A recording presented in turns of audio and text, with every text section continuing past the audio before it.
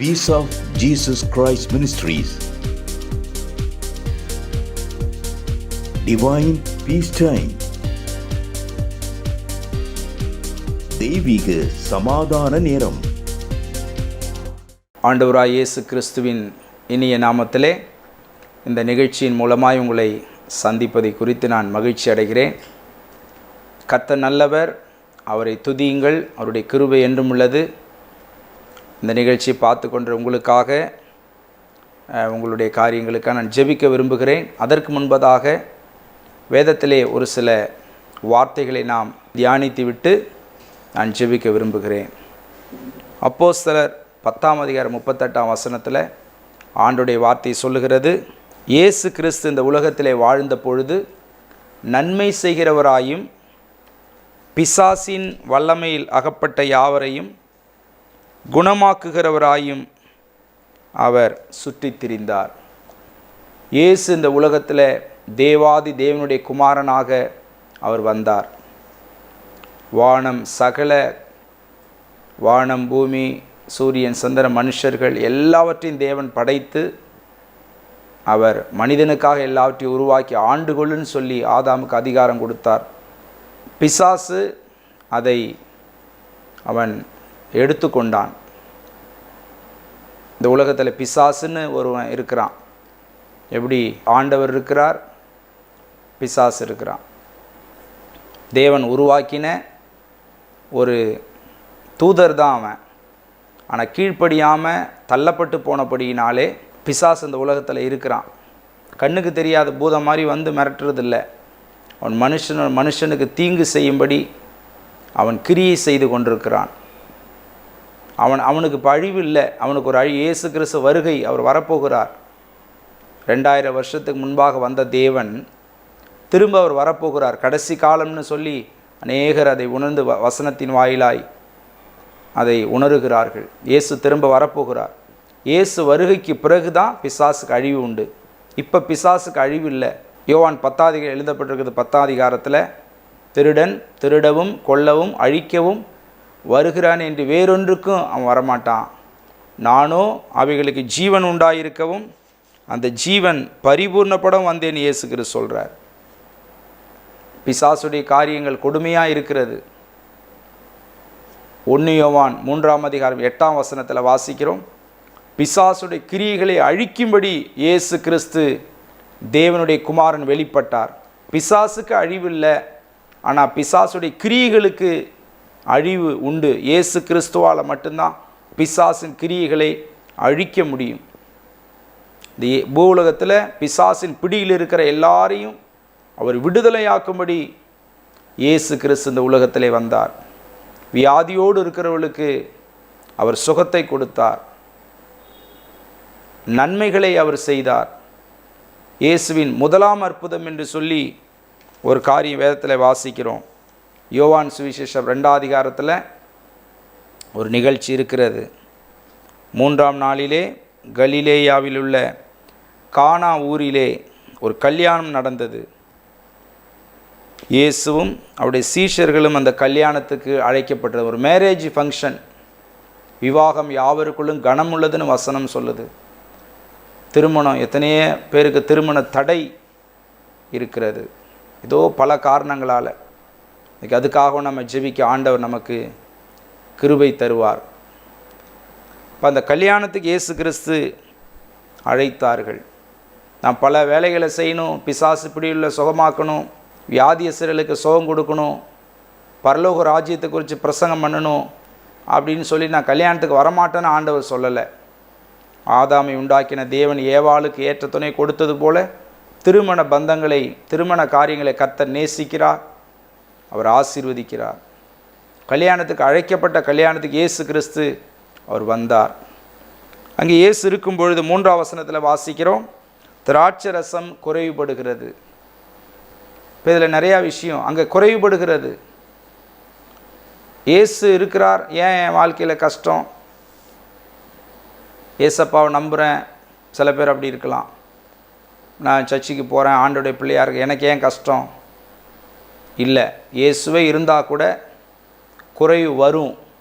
எதுக்குன்னா அதை நிறைவாய் மாற்றும்படி, தேவனுடைய மகிமையை விளங்க பண்ணும்படி. சும்மா நாங்கள் ஏதோ வாய்க்கு வந்ததை பேசலை, எங்கள் வாழ்க்கையில் நடந்த நிகழ்ச்சிகளை வைத்து தான் நாங்கள் சொல்கிறோம்.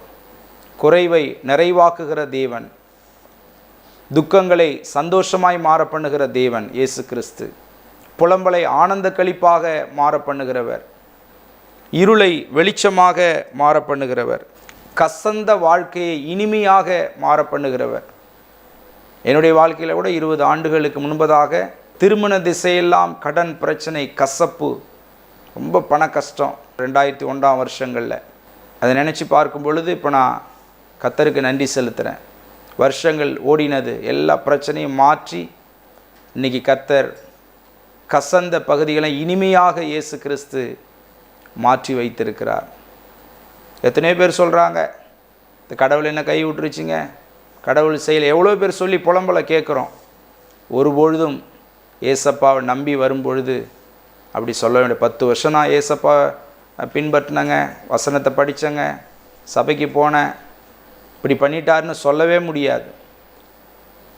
அவரிடத்தில் வருகிற ஒருவரையும் அவர் புறம்பே தள்ளுவதில்லைன்னு பைபிள் சொல்லுது. இடத்துல வருகிற ஒருவரையும் நான் புறம்பே தள்ளுவதில்லை. அன்போடு வருத்தப்பட்டு பாரம் சுமக்கிறவர்களே எல்லாரும் என்கிட்ட வாங்க, நான் இளைப்பாறுதலை தருவேன், உங்களுக்கு அமைதியை தருவேன், உலகம் கொடுக்கிற பிரகாரமல்ல, என்னுடைய சமாதானத்தை கொடுப்பேன், சந்தோஷத்தை கொடுப்பேன்னு சொல்லி தான் இயேசு கிறிஸ்து வாக்கு பண்ணியிருக்கிறார். இயேசு இருந்த அந்த கல்யாணத்தில் திராட்சரசம் குறைவுபடுகிறது. இயேசு இருந்தாலும் குறை வந்துருச்சு. சரி, உடனே அவங்க பல முயற்சிகளை எடுத்திருக்கலாம், எடுக்காமல் இருக்கலாம், அது நமக்கு தெரியல. ஆனால் இயேசுவிட அதை தெரிவிக்கிறார்கள். ஏதாவது ஒன்று இயேசு பண்ணுவார்னு சொல்லி அவங்க விசுவாசிக்கிறார்கள். குறைவை நிறைவாக்குகிற வல்லமை இயேசு கிறிஸ்துவுக்கு உண்டு, ஏசப்பாவுக்கு உண்டுன்னு சொல்லி அந்த குடும்பத்தினர் விசுவாசித்தார்கள். கரெக்டாக டைமை ரொம்ப வேஸ்ட் பண்ணியிருக்க மாட்டாங்கன்னு சொல்லி நான் நினைக்கிறேன். உடனே தெரிவிக்கிறார்கள். உடனே ஏசப்பா, அதெல்லாம் நான் ஒன்றும் செய்ய முடியாது, ரசம் குறைஞ்சா என்ன, இருக்கிறத வச்சு அட்ஜஸ்ட் பண்ணிங்க, தண்ணி ஊற்றி கொடுங்க, எல்லாம் அனுப்பி விட்ருங்கன்னு சொன்னாரா? உடனே அதை ரெஸ்பான்ஸ் எடுத்துக்கிட்டார். அதுதான் நல்ல தேவன். நம்முடைய தேவன் நல்ல தேவன். சில பேர் ஆண்டவரை கஷ்டம் பாடுகள் வரும்பொழுது ஆண்டவரை தப்பு தப்பாக சொல்லுவாங்க. நான் ஆண்டவரை ஏற்றுக்கொண்டு 20 ஆண்டுகள் 25 ஆண்டுகள் ஆகுது, ஏற்றுக்கொண்டு ஆண்டுடைய பிள்ளையாய் ஊழியக்காரனாக இருக்கிறபடியினாலே எந்த கஷ்டம் வரும்பொழுதும் ஆண்டவரை நான் தூஷிச்சதுன்னு இல்லை, துக்கமாக, அதாவது அவரை முறுமுறுத்து நான் பேசுனது கிடையாது, துக்கப்பட்டு பேசுனது கிடையாது. சரி, கர்த்தர் செய்கிறாருன்னா நம்ம நல்லதுக்கு தான் செய்வார். ஏதோ ஒரு நோக்கம் இருக்கும், அவருக்கு எல்லாம் தெரியும். ஏற்ற வேளையில் அவர் நமக்கு நன்மை செய்வார்ன்ற அந்த விசுவாசத்தோடு தான் நான் இருப்பேன். நீங்கள் கூட அப்படி இருக்கணும்னு சொல்லி ஆண்டவருடைய வார்த்தை நமக்கு சொல்லுகிறது. உடனே ஆண்டவர் என்ன சொன்னார்? அதை பொறுப்பெடுத்து கொண்டார்.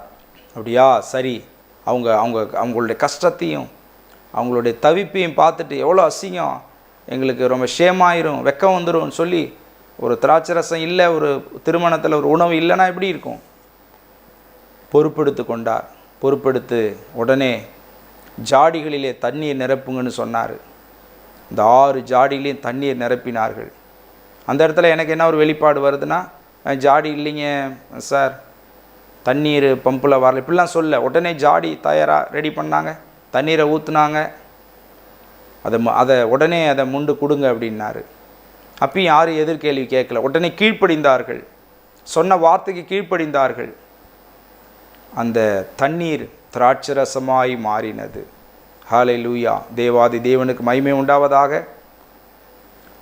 முதல்ல சாப்பிட்ட, அதாவது குடித்த ரசத்தை விட இது இனிமையாக இருந்ததுன்னு சொல்லி அந்த பகுதியில் வாசிக்கிறோம். இவ்விதமாக இயேசு கிறிஸ்து இந்த முதலாம் அற்புதத்தை செய்து அவருடைய மகிமையை வெளிப்படுத்தினார். அவருடைய சீஷர்கள் அவரிடத்தில் விசுவாசம் வைத்தார்கள். கர்த்தர் நல்லவர் என்பதை ருசித்து பாருங்கள், சங்கீதம் 34 வாசிக்கிறோம். சின்ன சின்ன காரியங்களில் தேவன் நல்லது செய்வான்னு விசுவாசிங்க. ஒரு சின்ன சின்ன காரியம், ஆண்டவரை அறியாத எத்தனையோ பேர் வந்து எங்களுக்கு ஜெபம் பண்ணுங்க, இந்த காரியத்துக்காக நீங்கள் பண்ணுங்கன்னு சொல்லும் பொழுது அவங்களுக்கு ஜெபிக்கிறோம். பரவாயில்லைங்க, கர்த்தர் இப்போ நல்லது செஞ்சுருக்காருன்றாங்க. ஆனால் முழுசாக ஆண்டவருக்குள்ளே அவங்க இருதயத்தை ஒப்பு கொடுக்கல. முழுசாக ஆண்டவர் இயேசு கிறிஸ்துவை அவங்க ஏற்றுக்கொண்டு அவருக்கு பிள்ளையாக அவங்க மாறலை.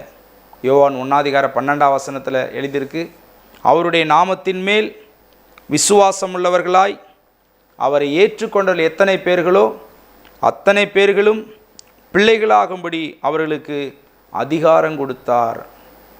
இயேசுவை நம்ம ஏற்றுக்கொண்டு சில பேர் ஏசப்பட்ட ஜெபிப்பாங்க, அவரை ஒரு ஆண்டவர்னு நம்புவாங்க, மதிப்பாங்க. ஆனால் இயேசுவை உள்ளத்துக்குள்ளே ஏற்றுக்கொள்ள மாட்டாங்க. அதில் அவங்களுக்கு ஏதோ ஒரு தடை அந்த வசனம் இருக்குது. ஐயோ, ஏசப்பாட்ட போனால் நம்ம அப்படி பண்ண முடியாது, இப்படி பண்ண முடியாது, நிறையா ரூல்ஸ் போடுவாங்க, இப்படி இந்த பாவ வாழ்க்கையில் இருக்க முடியாது. சில பேர் பார்த்தா, ஃபாதர் எப்படி இருக்கீங்க, பாஸ்டர் எப்படி இருக்கீங்க, பிரதர் எப்படி இருக்கீங்க, எங்களுக்காக ஜெபம் பண்ணுங்கம்மானா அவங்க ஆண்டவருக்குள்ளே வரமாட்டாங்க. ஆனால் ஆண்டவருக்குள்ளே வரும்போது தான் நிறைவான ஆசீர்வாதம் கிடைக்கும், நித்திய ஜீவன் கிடைக்கும், மோட்ச பாக்கியம். இயேசு கிறிஸ்து ஏற்றுக்கொள்ளும் பொழுது யோவான் 3:16 வாசிக்கிறோம், தேவன் அவருடைய குமாரனாகி இயேசு கிறிஸ்துவை விசுவாசிக்கிறவர்கள் யார் விசுவாசிக்கிறாங்களோ அவர்கள் கெட்டு போகாமல் நித்திய ஜீவனை அடையும்படிக்கு இயேசு கிறிஸ்துவை தந்தருளி தேவாதி தேவன் உலகத்திலே அன்பு கூர்ந்தார். இயேசு கிறிஸ்து தேவனுடைய குமாரன்.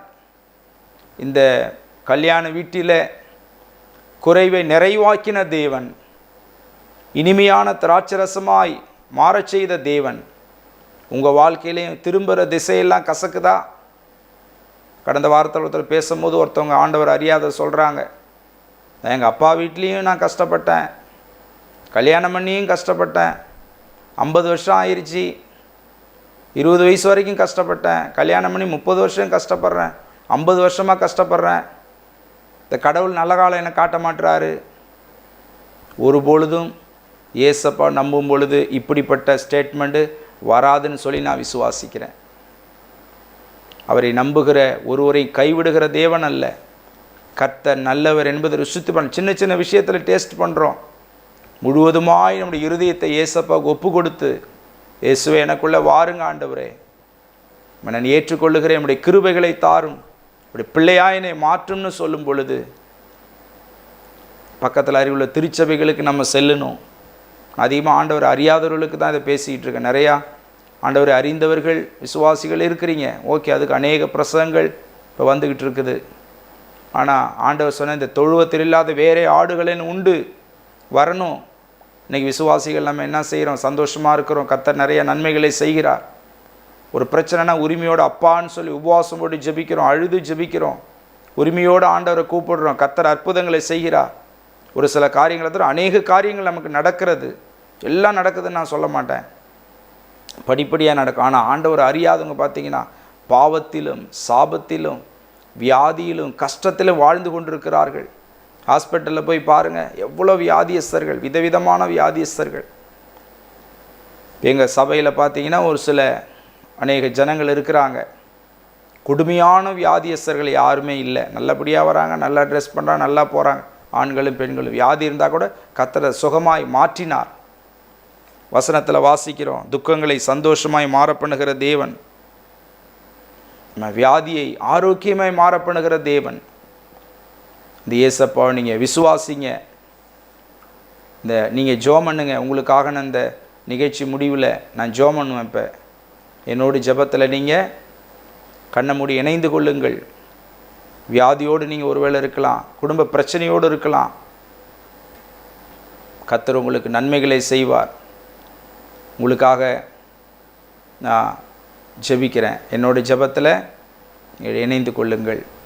பரிசுத்தமுள்ள எங்கள் பரலோக தகப்பனே, இந்த வேளையில் இயேசப்பாவுடைய நாமத்தில் நம்முடைய வல்லமுள்ள பாதங்களுக்கு நேராய் நாங்கள் வந்திருக்கிறோம் ஐயா. இந்த நிமிஷ நொடி வரை ஜீவன் கொடுத்து, சுகம் கொடுத்து, பலன் ஆரோக்கியம் கொடுத்து இந்த உலகத்தை எங்களை வாழ வைத்திருக்கிறீரே, நன்றி. நன்மை செய்யும்படி வந்த இயேசு கிறிஸ்து இந்த நாளிலே இந்த நிகழ்ச்சியை பார்க்கிற ஒவ்வொருடைய வாழ்க்கையிலும் நன்மைகளை செய்யும்படி நான் ஜெபிக்கிறேன் ஆண்டவரே. நீண்ட காலமாய் திருமணம் நடைபெறாதபடி ஆண்டவரே திருமணம் நடைபெறவில்லையே என்று சொல்லி பாரத்தோடு கவலையோடு இருக்கிறவர்களுக்கு நான் ஜெபிக்கிறேன். திருமண தடை இயேசு கிறிஸ்துவின் நாமத்தில் விலகுவதாக. இயேசு கிறிஸ்துவின் நாமத்தில் என்னுடைய வாழ்க்கையில் ஒரு அற்புதம் நடைபெறுவதாக. திருமணம் நடைபெறட்டும் ஐயா. புத்திர சந்தானங்கள் நிரப்பும். இயேசப்பாவை ஏற்றுக்கொள்ளட்டும். உடைய கிருபைகளை பெற்றுக்கொள்ளட்டும். உடைய ஆசீர்வாதங்களை பெற்றுக்கொள்ளட்டும். எல்லா கணம் துதி மகிமை உங்களை ஏறெடுக்கிற இயேசப்பா எங்களை தாழ்த்தி அர்ப்பணிக்கிறோம். ஆண்டவரே இயேசு கிறிஸ்துவின் நாமத்தில் ஜெபிக்கிறோம் எங்கள் அன்பின் நல்ல பிதாவே.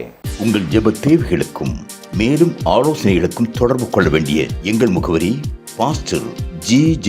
மைக்கே, peace of Jesus Christ ministries, MK தோட்டம், சிதம்பரம். Cell number 7530084562.